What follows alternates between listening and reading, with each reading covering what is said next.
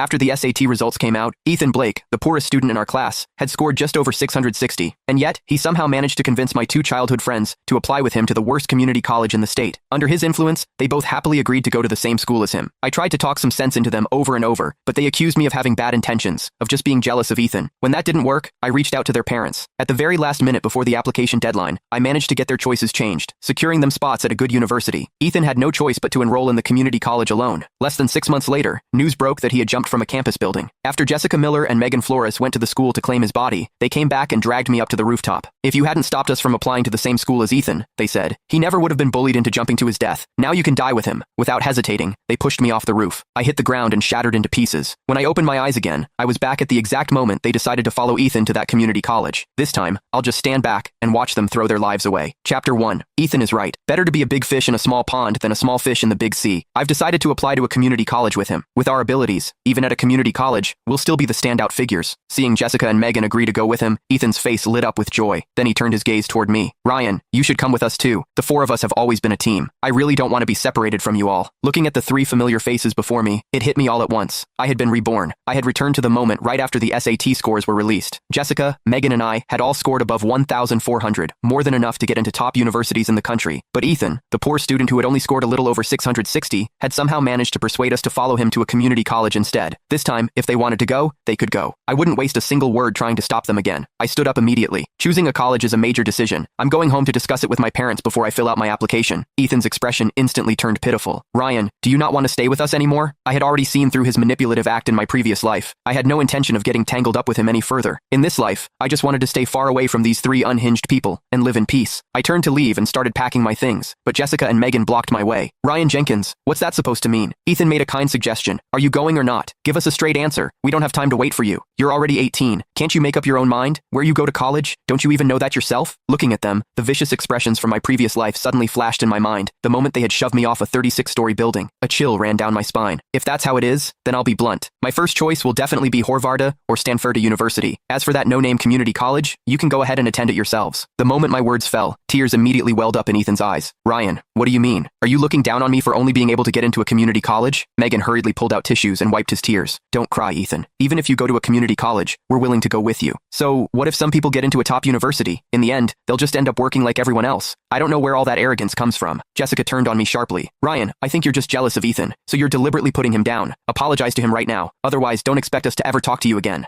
Their blatant defense of Ethan chilled me to the bone. I had grown up with them. For as long as I could remember, Jessica and Megan had been like family to me. They once swore they would treat me well for a lifetime, that no matter who I chose in the future, the other would sincerely support me. But everything changed in